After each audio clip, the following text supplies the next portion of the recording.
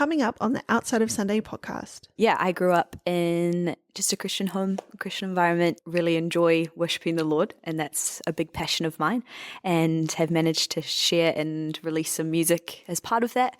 I think I got really good at religion, and I got really good at the game of we go to church and we do all these things to please God and impress others. I learned to kind of bottle up my emotions and shove them down, which meant that you numbed the sad feelings, but it meant you also numbed the good feelings. I started to burn out because every week I was like, oh, this needs to be good. The pressure's on me to make this worship time good.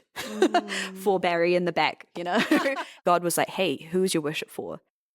Hey, you're listening to the Outside of Sunday podcast. I'm Christa, and here you'll find genuine conversations and inspiring testimonies, as well as biblical encouragement on how to live your faith in and outside of Sunday. All right, welcome everyone to this episode of the Outside of Sunday podcast. Today I have with me Bethany Edmonds. Did I say your last name correctly? Yes, you did. Okay, great. Thank you for being here, Bethany. We've made it from Auckland to Hamilton yesterday, Rotorua today, so thank you so much for being here. All good. Any excuse to leave Auckland, I think. Yeah. That's good. We love you, Auckland. We do. So we've actually been planning this episode for a long time. Yeah. I checked out when we last had our chat. No. It was in May last year. No way, it was actually. Yeah, it was actually in May last year, and it's like the 3rd or 2nd of May today. It's crazy. So it kind of worked out really well. Yeah. We had the chat, and we were like, whenever it's meant to happen, whenever it's meant to work, it'll work. We'll work out organically, which I think is cool. It has. And it has, which is so great. So thank you. So for those of us listening who maybe haven't heard of you, I've been listening to your music for a long time. Big fan. So can you tell us a little bit about you? Yeah. Well, my name's Bethany. And yeah, I grew up in just a Christian home, Christian environment, and I'm now a children's nurse, so I work with Starship up in Auckland, just doing some home care with them, and also really enjoy worshiping the Lord, and that's a big passion of mine, and have managed to share and release some music as part of that, and I'm also doing some theology through Laidlaw at the moment too, so I've picked up some papers there, but I think it's a long story, but have learnt to just what it means to be a worshipper of God. Well, still learning. I think we'll forever learn that. Yeah, absolutely. Yeah, that's a bit about me, I guess. Yeah. Oh. Yeah. How long have you been studying at Laidlaw? I'm just doing a grad cert. So this is my 2nd semester. I'm just doing 2 papers at a time. And so I started last year. I'm so impressed. I'm like, you work at Starship, doing theology. I've dropped down some part-time, so it's good. It's a nice balance at the moment, I think. So that's good. Yeah. So have you always been musical? Was your family musical? How did that kind of all come to be? Yeah, I've always enjoyed music. My brother and sister are musical, and so I think I watched them. I'm the youngest, so I watched them kind of dabble in music. My brother was in a band during high school, and it was a really cool band. They'd write songs and worship the Lord and things. And then my sister was in some school productions. I thought that was cool, and so just followed along. And mum and dad would lead worship and things. So I think it just kind of was part of the family, but we're not all like big musicians, like no one plays the cello or anything like that. We just love, just low-key musicians, and we're a pastor's family, so mum and dad are pastors, and so we just grew up probably filling in the holes as well of worship teams that needed to be filled, and just also expressing worship that way. And so I think for me, I discovered it through SingStar. Actually, I think I enjoyed SingStar. I think my mum was like, "Wait, hang on a second, like you're quite good." You're getting 10 stars. How do they rate it in SingStar? I can't remember. To be honest, you could hum and it would be, you'd get the points. But so that was always fun. Oh, cool. So being a pastor's kid, did that, like some people can say that can be actually a hindrance to your faith.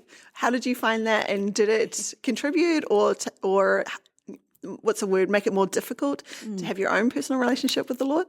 That's a great question. Yeah, it's been a balance of both. I think there's been times where it's been really beautiful, and I do see it as such a beautiful thing.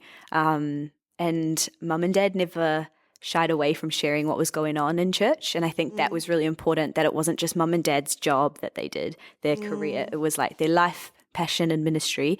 And then they brought us into it and was like, this is our family's thing. So we would join in and serve and be part of it, which I think was really cool. But I think the other side of that is that you saw the highs and the lows quite face to face kind of thing. And I think quite early on in my life, I realized that church wasn't perfect and that people were really broken and that they do some pretty wild things and that can be really hurtful to others.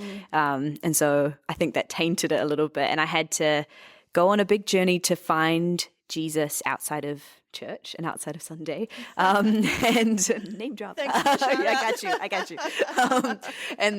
But that was really important because I think I got really good at religion and I got really good at the game of we go to church and we do all these things to please God and like impress others and impress God. And I got really good at that. And then God is so good. He's such a gentle corrector. And he's just like, hey, I just want to love you and I want you to love me and us to be in a relationship together and beyond all of this stuff. And so he kind of took me out of that and I got to know him, got to know Jesus, and then kind of came back to that and then found a love for the church from that journey. And so now I'm like, we love church and have learned a lot and have a lot of experience with different kinds of people through being a pastor's kid. And it means I've been to lots of weddings and lots of like people's houses for dinner when you grow up as a pastor's kid. And I know Veggie Tales back to front. So you do. I mean, it's a good time. That's awesome. So are your parents still pastors? They've just finished up actually, which has been an interesting transition as well. So they've entered into ministry supervision. So they help those that are still in ministry with their wealth of experience and 30 years on them. So yeah, that's been very cool. I've seen them in action and they're very good at just being in there, holding people accountable and things. So cool. Yeah, if anyone needs a ministry supervisor, there's another plug. Get in touch with Bethany. Get in touch with me. Hook you up. Hook you up with my parents. They're really cool. Yeah, that's so great. Oh, cool. Well, I just want to kind of nut out your testimony a little bit more. There's a lot there. Because I want people to see that faith is a bit of a journey. Yeah. And because I was very similar to you. I mean, I wasn't a pastor kid, raised in a Christian home though. Yeah. So happy to be the good girl and be good. Yep. And it took a long time before I actually realized, wow, I actually have never confronted my sin. Yeah. Before the Lord. And actually I am self-righteous and I have all of these things. Yep. Did you ever come to a point where that realization happened for you, or did it come differently? Good question. I think I was confronted with, some of the parts of my heart that were not the prettiest. I think I pretended that they weren't there. So a lot of that was bitterness and resentment towards people that had either hurt me or had hurt my family in the church. And I think that is detrimental because it just hurts you in your life more than it does them carrying bitterness and resentment. And I think in that there's a bit of pride there too, because you're like, I know what I'm doing. And like I'm the perfect Christian kind of thing. But for me, the key was actually learning how to feel feelings.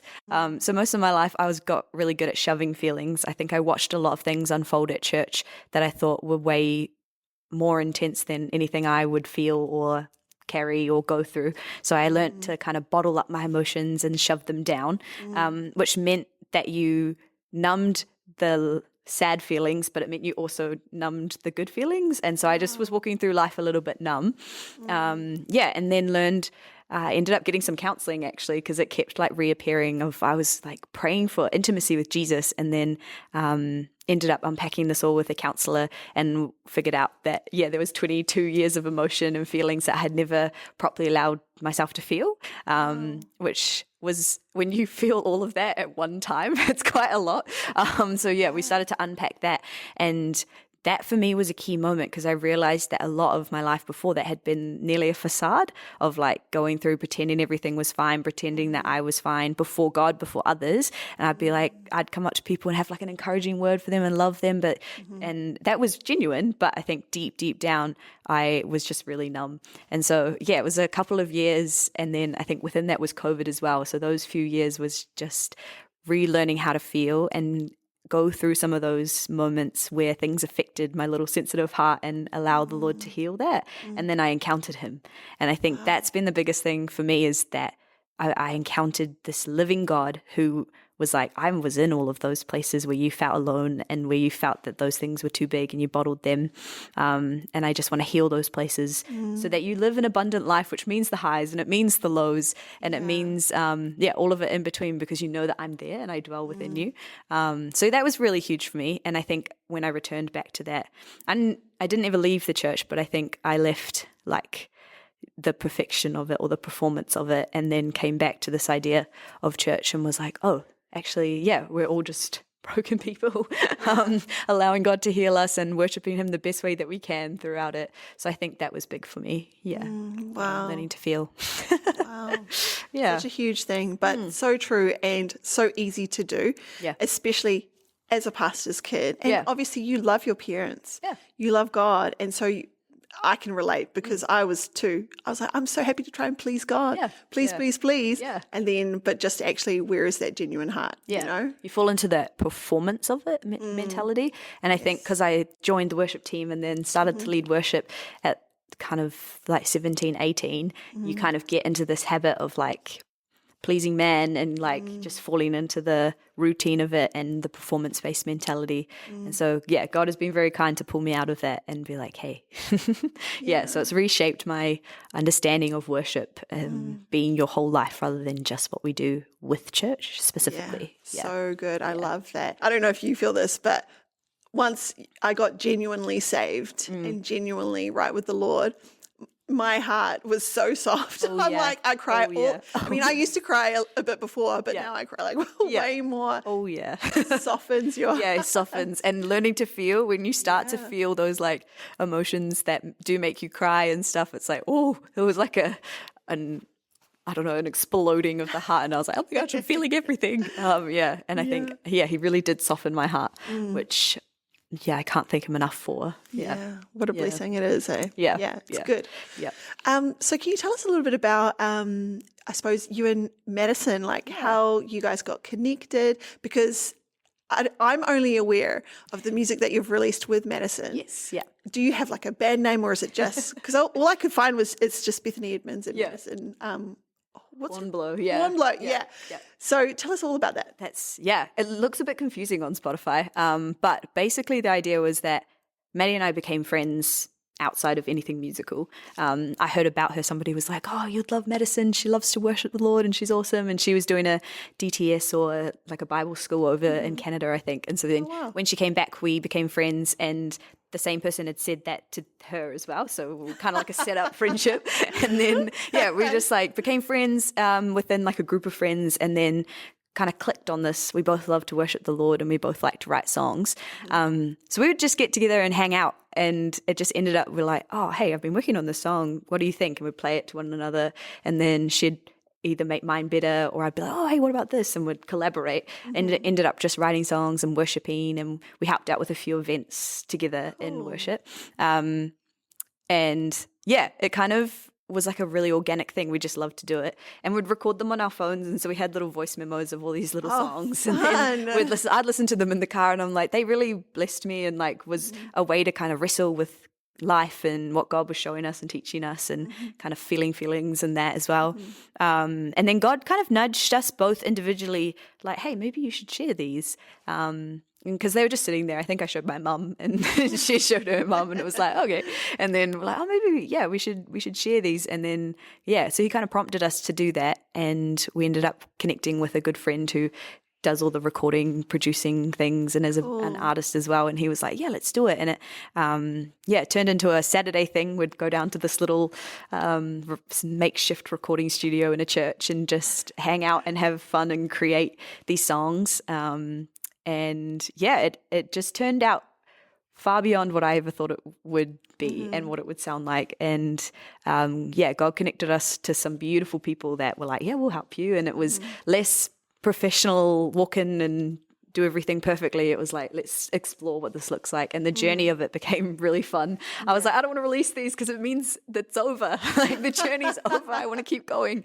And so the idea is that Maddie and I have quite different sounds in terms of music, and she has some beautiful songs that she's written that are her songs, and I have some songs that I've written that are definitely my own songs. And so we thought we'd start together as two individual artists, as a collaboration, and then kind of go off and see what else is there and come back and write some more and just like, have a ebb and flow, because why not? And so she's released a single at the start of this year, which is a really cool song. Yeah, and so that's been really fun to see her do that. And then I had released one before we'd done this as well. So it was, it's just this space for all of it, I think. But no band name, because we're just two friends. Madison and Bethany. That can be our name. So that's how that worked out. And it's still, and we were just like, look, if it blesses one person or it blesses many, God just asked us to share these and he can do the rest. And so I always just thank God when I see people are blessed by them. So I love that heart that you have, and that it came from, that's the sweetest thing, is that it comes from genuine worship. That it isn't like you guys had decided, let's release an album. Quick, let's make some songs. What's a good worship song? What's a good worship chorus? And then let's put out an album. It came from your genuine heart for worship. And then the Lord took that and almost used it as overflow to bless the Christian community. So thank you so much for releasing that, because one of my favorite songs that has blessed me so much is Back to the Cross. I don't know who wrote it or how that all happened. Was it both you and Madison, or was that her song or your song? I think I had the bones of it, and then, she enhanced it. We I don't know, we'd like to say it's 50-50 throughout, but I think, it was she definitely enhanced that. But I think I brought the bones. But like Be Steady My Heart, the other ones on there, that was like her chorus and things, and I was just like, oh my gosh, it's an honor to sing this. You're amazing. But no, I like that song too. It's got a little sweet spot for me as well. It's really special. So please go check it out. The Steady Heart EP. The Steady Heart EP, that's right. I just have Back to the Cross like on repeat all the time. But I'm not saying that that's the only good song. They're all great songs, but that's just my fave. That's my fave. Another thing I wanted to ask you about, that whole experience is, what is it like being on the New Zealand worship music scene? Is there a scene? I love connecting with other people that have the same heart as you. That's been really fun. And I think for a long time I've watched the scene unfold and like watch people do things. So it's cool to be a part of it. I just want to make sure that I don't get like sucked into anything that's just not of Jesus, I think. And I think it's easy to fluff things up, and we have our own little agendas and things like this. And so I don't know, I think it's a cool there's a cool group of people who are creating things, and I love that. I think that it's such an amazing way to express what God's doing in and through us, and it's cool to see that come out of New Zealand. I think that's a passion I have too, of just seeing that there's a unique sound in New Zealand that needs to be unlocked, and the Spirit's been doing beautiful things in our land for many years, and we need to just hear that and release that sound. Not the best answer for you on that one. No, but there is no I'm such like, thing as a But I also love like connecting. When you connect with others, we've done a few events in Auckland. For example, there was a warehouse worship night that we did that was just a whole bunch of people that love Jesus wanted to come and worship together, and it wasn't really under a church, although there was one that put it together, but it was just come whoever and we'll just worship the Lord and minister to Jesus. So and I loved that because you just saw that actually there are so many hearts hungry to pour out their love at his feet, and that's beautiful, and I love being part of that. There's like a sound, a distinct sound that you can hear of just like love, and it just rises. So that's really cool. Beautiful. And I think it so blesses God's heart when we can come together in unity and worship him. I mean, wow, what a blessing. Yeah, exactly. I think that's what we were designed to do. Totally. Not so that we feel good, but so that we've offered something to Jesus, and then a byproduct of that is that he blesses us anyway, but that the heart there first and foremost is to come and offer that to the Lord. To be able to bless God, eh? Yeah. You think, how can I bless God? You know, like God. He needs nothing. He needs, he's but good. But that's the thing, eh? Like, it's not like he needs anything from us. No. But he just deserves it. Yeah. And to be able to bless God with our worship, I mean, what a privilege. Yeah. So maybe we could talk a little bit more about like your worship theology and why you think even like worship is such an important thing. Yeah. I love talking about this. So just stop me if I start preaching. We're going to be rolling. Yeah, We can this keep all it out. going. This is the longest podcast ever. I think obviously the Bible first and foremost tells us to worship. And I think in my experience and story of learning what worship is, I had to kind of hand that over to Jesus. I think when I was 18 and left high school, I was like, I just want to worship God. But I had this idea that it would involve like a group of people and leading them in song. And I thought that was quite limited in my view of what worship was. Okay. And then God was like, just hand me that dream, hand me that idea of worship that you have and trust that I'm good and that I'll unfold that at the right time. And I was like, oh, okay. And so I handed that over to him, and he also just invited me into the secret place with him. And secret place is just a fancy way to say my bedroom. And he's like, come away with me and just like get to know me. And so I kind of went in kicking and screaming because I was like, I want to do this like out here with people and help them love you. And he's like, yes, but come and learn to love me first. So he brought me into the secret place, and we just hung out for a while. And I ended up just like falling more in love with Jesus in that space, and learning about this theology of worship that we see woven throughout the whole Bible, and it comes back to the cross. I think that's where that kind of song came from, was like it comes back to Jesus first and foremost and what he did for us on that cross and what it meant for our lives. And one of my favorite parts of the Easter story and the story of Calvary was when Jesus died on the cross. The veil was torn in two in the temple, and it symbolizes this, like in the temple in the Old Testament times, of Old Covenant times as well, of having to produce something perfect and before the Lord in order to appease him. And at the time that was important because God's holiness was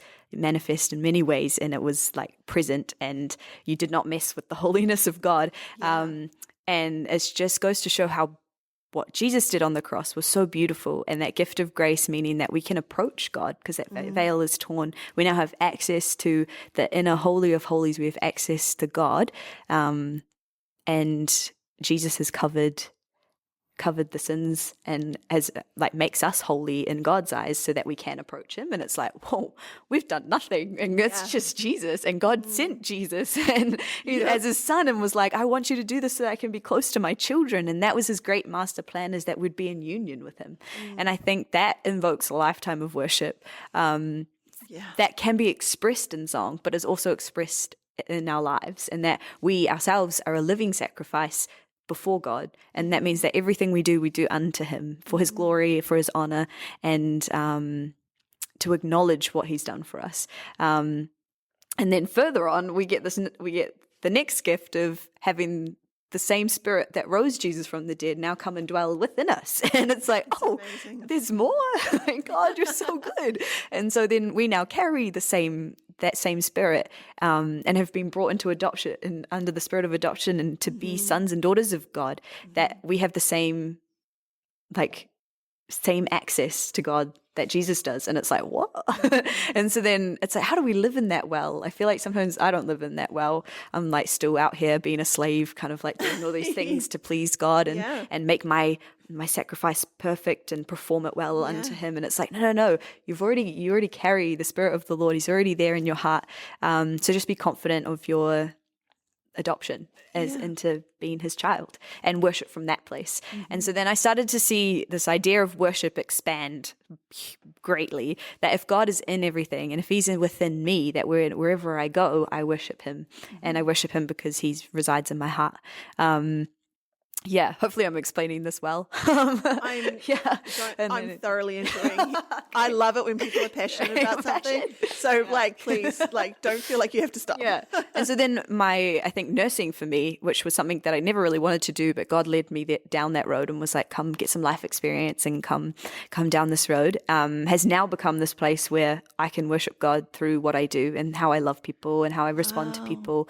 And I don't do it perfectly all the time, because I sometimes respond to people badly, and that's very real. We all do, and then that became, that can be ministry and an offering unto the Lord, is how I am at work and how I love people and the thoughts that I have and the way I respond to things and the actions that I live out. And I'm like, wow, worship is way more than my song. But also I have love worshiping God through song, and that's a gifting. So we keep, growing in confidence in that too. But yeah, all comes back down to this idea of what Jesus has done, what God, Father, Son, and Spirit has done for us, that we may know him and love him and be in union with him. Something so undeserving of, but then we're made holy and blameless in his sight. And yeah, there's so many good, I think that Romans 8 picture sums it up, and the whole book of Hebrews sums it up, of just this comparison of the old covenant to a new covenant that just went after connection, and it was went after our hearts, and now we get to carry him in our hearts. And I just, it blows my mind every single time. Yeah. So that's probably the main. I can just see how much you love the Lord. I mean, it just is bursting out of you, and I love that. And you're right. When we are saved, and when we know that we're right with God, and that we're only made right through the sacrifice of Jesus, and what you said, Father, Son, Holy Spirit, that blessing, it's just it. As you said, it inspires worship. Yeah. And it's like, if we do what the word says, and if we do renew our mind to think about the things of God and to have that appreciation for what God has done, it will just inspire worship in anyone who is of genuine faith, right? Yeah. It's just allowing him to expand that notion of worship, which I think when we've grown up in church culture, we easily box it into what we do on a Sunday morning. And maybe in the car when we put our playlist of worship on, of worship music, Yeah. And it's like, whoa, let's expand that. Absolutely. And the whole thing of, this is something that I've because I've served in worship teams. Yep.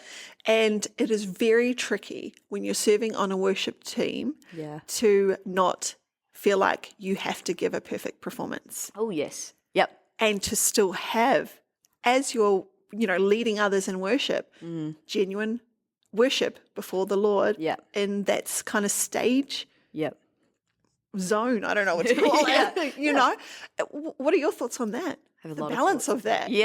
That's a whole, for me, it was like understanding theology of worship as your life, and then moving that into, well, how do we do that together collectively on a Sunday morning, which is really important to do. What does that look like? Has come with a lot of wrestling and battling, because I think I was that person that was like, oh, I know how to put a formulaic worship set together that will please man and make them feel good, and then they'll go away being like, nice, that was great worship, and then you feel affirmed. And I think God really turned that around, because I started to burn out and I started to fizzle out, because every week I was like, oh, this needs to be good. The pressure's on me to make this worship time good for Barry in the back, and I would focus on that. And I've got quite a sensitive heart. So if Barry in the back wasn't worshiping, I would break. I'd be like, Barry, I've tried. What did I do wrong? To bring you into the presence. And it was all on me to get this thing perfect. And I'm like, wow, that's very Old Testament, like old covenant mindset there. And I think God was like, hey, who is your worship for? And I was like, ooh, and it comes back to fear of God or fear of man. And I'm still working on that one. I think I always slip into the fear of man. It's quite easy because people's opinions are strong. But my prayer is that my fear of the Lord would be stronger, and that I'd be so occupied with his response to my heart and my worship, more so than man. And I think as when I came and I was like, actually, worship is me worshiping the Lord. Me as a worship leader is me worshiping the Lord the best that I can, so that other people can come with me, if you know what I mean. Yes. And I think it's like, we're all worship leaders because we all have access to God. I'm not technically responsible to pull you into the presence of God. We can create spaces and play music and worship, but my fundamental call is to worship God first and foremost. Yes. And then and you'll come along because you'll be like, oh, wow, let's go together, And I think lots of people have different opinions and ideas on that I've been unpacking with different people, and that's been awesome of like, we are responsible, we're in a leadership position, but I think as soon as we become more occupied with the response of man, we've missed, really blessing the Lord and seeing what he wants to do, which could be really different from what our agenda might be.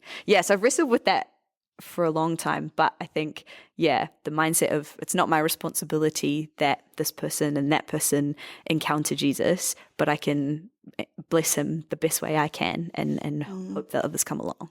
And I think it is tricky because, I mean, when I was in like youth age or even like young adult age, there would be all this great Christian music out, like Christian worship albums. And you'd almost be like, man, this song's awesome. I love this song. And I heard somebody talking about it. I can't remember where I heard it, but somebody said, are you worshiping God or are you worshiping the song? Are you worshiping God or are you worshiping the guitarist who's like nailing that solo right now? Or the amazing vocalist or the songwriter? And it's I think that can happen to a lesser degree in a church service, I think a little bit. And I'm not trying to cast judgment on anyone at all. That's not my heart. My heart is to say when the people who are leading us in worship are genuinely worshiping, they automatically point the people to take their eyes off of them and to put them straight on Jesus. And that's how we lead them. We demonstrate how to do that. And I think, we it's very easy to fall into this worshiping worship and worshiping ministry and everything church related. And it's a fine line and a dangerous one too. And it's, I think we got quite cutthroat at our church of just making our songs directional unto the Lord as well, of like, I love that. Making sure that they are songs that we are singing to him, because it's not about us, it's about us blessing Jesus. And it's so easy so easy to do. But I think that whole performance mentality as well of like, maybe it will be messy and not perfect, but may it be a pleasing fragrance to the Lord. And that's our hearts that do that. And there is so much grace there. Like if this is something that maybe the Holy Spirit is like calling you out on, if you're listening and you're like, whoa, I've been doing that, or that's something that I've noticed is now the Holy Spirit has highlighted that as a pattern in my life or whatever. God's grace is there to meet us. I know that I was saying that because that's what I was doing for a long time. I remember being like, I love this song. Or he's kind of cute, like.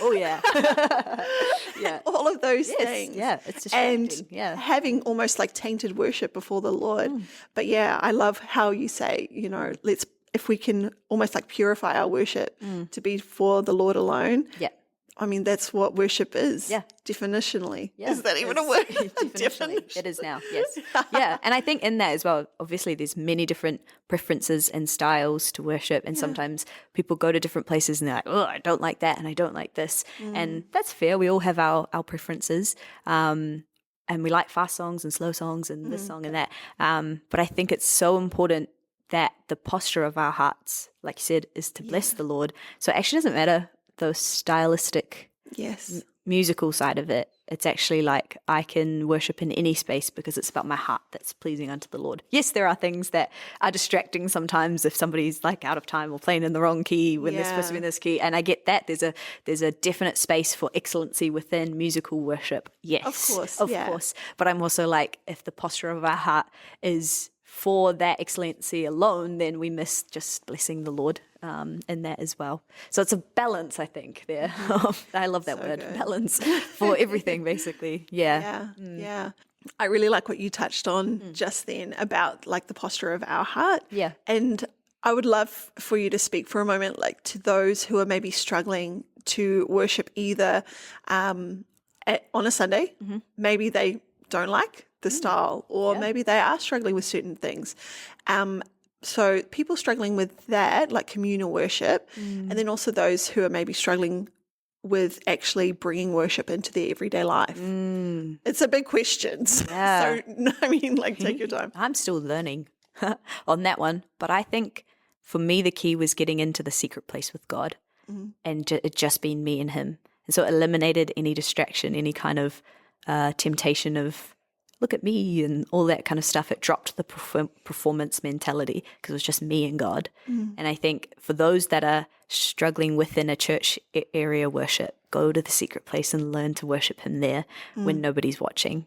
And learn to love him and pour out your praises. And it might be undignified and it might be messy and it might be you jumping on your bed for a while being like, oh my gosh, the faithfulness of the Lord is real. And like get to know him, get to know Jesus, get to know the word and what it says about worship and that our life is worship. And I think it comes back to that a kind of knowledge of who Jesus is. And it's funny because I think the only person that can bring us to Jesus is Jesus. And it's like, that's the only thing that will convince us that Jesus is real, is an encounter with him. And we can do all these beautiful things and have all of these things that hopefully steer us in the right direction of God, but it's Jesus alone that will, transform our lives. And so get to know him, I think, is my biggest encouragement, which sounds kind of fluffy. I was like, how do I do that? And I think it's spending time with him, and it's knowing that he dwells within us. So he's not actually far. He's accessible. And we have access to him everywhere we go. Yeah. Absolutely. Yeah. You spoke earlier about how you've come to realize that as you're in Starship and as a nurse for little children, that your worship can come into that environment as well. Can you share a bit more about that? Yeah. So I never wanted to be a nurse. I got to 18, left high school and was like, God, what should I do? And I wanted to do ministry because that's kind of all I'd seen. And I did have a heart for it, and I have a heart for worship and that. But it was very, I would call it like in its infancy and quite an immature, like hadn't been stewarded or grown really. And I think God was like, hey, come get some life experience first. You're an 18-year-old pastor's kid that's growing up in the church. Come out here and meet some people and learn how to, relate to them and love them and get some skills in that area too.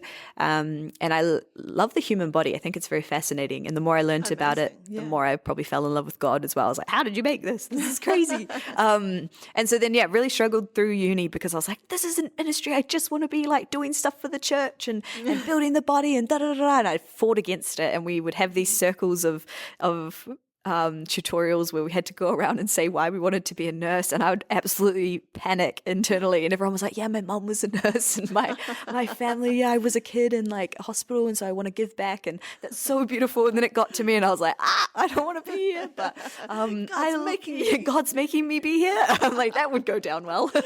And so I was like, I love people and I want to help them. And then kind of got into work, and then COVID, and then learned how to feel feelings and learned how to just be in relationship with God. And then, I think it was a perspective change that God did. He transformed my mind and expanded my understanding of what worship was, that I was like, oh, actually, this is a really special position to be in.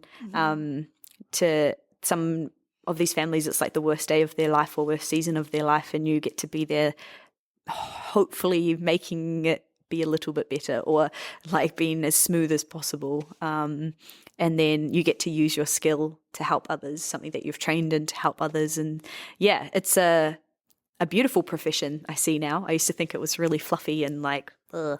Now I'm like, no, this is badass. But I'll say that. So I think, and even just the way that you deal with like your coworkers and things like that, it's like you're always a reflection of God. And I just want the melody of my life, if people heard it or saw it, to be pointing to Jesus, or like would be a reflection of who I love the most, if that makes sense. And so, I'm like, I probably won't go into people's houses and be like, hey, do you know Jesus? Because we're technically not allowed to do that. But hopefully through who I am and maybe a light that I would bring, they would at least be blessed and would be left better off than they were before, if you know what I mean? Yeah. And so it's like that life of worship, it's in everything I do, because I carry the Spirit with me. So then it's like I go into different houses where there's different religions quite apparent within the house, and there's heaviness in the house or things like that. And so, you just start praying in your mind and confident that you carry the Spirit of the Lord in there. And maybe they'll never know, but that you just pray it into the house. I've done that a few times. There's no specific really thing, but it's just more the attitude and the heart posture change that I've had to it, of just like, everything I do unto the Lord. So this is where he called me to, and I might not understand it, and I didn't understand it throughout training in the first couple of years. And now I'm like, oh, I see. This is a real beautiful opportunity. Yeah. And so I think I told my family, I was like, I think nursing's the right profession for me. And they all nearly fell over. They're like, you fought it for so long. You were like, this is awful. And I'm like, no, I can't think of like Bethany doing anything else. I think that was, you meant to do that. So, awesome. We can forget sometimes that prayer is powerful, and even you just being able to pray into these families' lives, into the different homes that you might go into. Who knows what the Lord would do. They might have nobody praying for them. This is the other thing. They might have never had anybody say a prayer for them. Yeah. Because their whole family could be in a completely different religion. And so there's nobody who has faith in God. And like, here you come, the ray of the light of the Lord, like Jesus, like don't hide that under a bushel. You're shining the light of Jesus. And in the limited way that you can, because I understand it's your job. Yeah. But I just want to say thank you for praying for those people. Thank you for being that light in the way that you can. Yeah. Yeah. I'm like, I don't want to ever limit God and what he could do. Yeah. And so we'll just keep going. Absolutely. Yeah. We're probably going to get close to wrapping up now, but I thought I want to talk to somebody maybe who is passionate about worship or passionate about music, who really wants to, in themselves, they really want to release some music. Yeah. Any advice for them, or even advice for your younger self as you were kind of getting into that? Advice to my younger self in general is just to chill out. In general, yes, in general. In general, just to chill is what I would tell 13-year-old Bethany, chill out. And then, I think it would be different for everybody. For me, I had to find some confidence, and that had to come from God, not in what I could do. And so it's just that always check your motive of what you're doing. Always check why you're doing what you're doing. Where is it coming from? And be honest with yourself in that. And if it isn't coming from a good place, that's okay. We'll just check it, see what God's correcting you on, and he'll probably come back round and, and correct that, because he's so good and so gentle. And for me, there probably were times where it was not in the right motive and it was probably tainted. But allowing God to transform that and heal that and forgive that allows him to then move through you and work through you. So I guess, check the motive and the position of your heart. Get to know Jesus and who he is and who you are in him, because from there flows beautiful creative worship unto him. And have a go, I guess. Pray it in. We prayed and God highlighted people to us and highlighted the songs that we should do, and then allow him to do the rest. I think it's like if he's prompting you to create something or do something, the result is in his hands. We just follow that in obedience, create it, and then I think that's what sometimes stops us from doing things, creative things, is we don't know what the result is going to be. We don't know if people are going to like it or not like it, but it's like it's not about the result and it's not about the people and how they might view us. It's about what God's asking us to do. And like that's the main thing, being so preoccupied with him and his call and his love that the other parts kind of fade away. It's probably my piece of advice, which I'm going to listen to because I think I need that advice in my life too. That's right. Yeah. It's so Speaking true. to me. Yeah. So do I. All of us do need that advice, definitely. Yeah. So what is next for you on the music scene? Ooh. I think I have some songs that I've been writing that just been learning things about Jesus and deeper understanding of who he is. And I think Laidlaw's helped with that. It's kind of unlocked a few little bits and bobs there. So I'm going to serve out that Laidlaw season first, and then hopefully we'll release some things in the next wee while. Just letting that happen naturally and organically as well, where God's leading that. But would love to. Love to write more songs for the church to sing to Jesus and help them express their love to God, and pour out that praise to him. And then would love to just creatively share some of the ones that have been hidden in my journal for a long time, and have the confidence just to share them. And I think I always get stuck and trip over and then don't do things because I lose that confidence and I'm scared about what people are going to think and But fear of man. Yeah, exactly. I know. I'm not perfect. But I think there's so much space at the table for creative people. And sometimes you're like, oh, that person's releasing music and that person's releasing music. Like there's no space for me at this creative table. But the table's very long. And what I bring to the table is very different from what other people do, even if it's under the umbrella of music or worship music. So I think it's just getting that right and doing that out of a place of I'm just a child of God and I'm just here to express my love to him and hopefully help others do the same. So hopefully this year. If not, that's fine. We'll do it next year. And people can follow you on Instagram, Spotify. So Bethany Edmonds. Give her a follow. Also, like I'm would love to chat to people if they ever need. Like, I'm around. Yeah, I'm not out here just doing music and that alone. I'm like, I love people. So if we ever want to have a yarn, let me know. Cool. Yeah. Love it. Awesome. All right. Our final question that we try to ask everybody on the podcast is, how do you live your faith outside of Sunday? Yeah, I think walking with God every day is such a fun adventure. And so I just try to acknowledge him in all things and allow him to be as big as he is, and allow him to surprise me and do whatever he wants to do in my life. And I think, how do I live my faith outside of Sunday is just continually offering my worship to him in everything I do. It's probably it. And loving him through everything I do is the goal. Yeah, so good. Awesome. Well, thank you so much, Bethany. Like, honestly, this has just been such a great convo. And I just love hearing your heart for worship.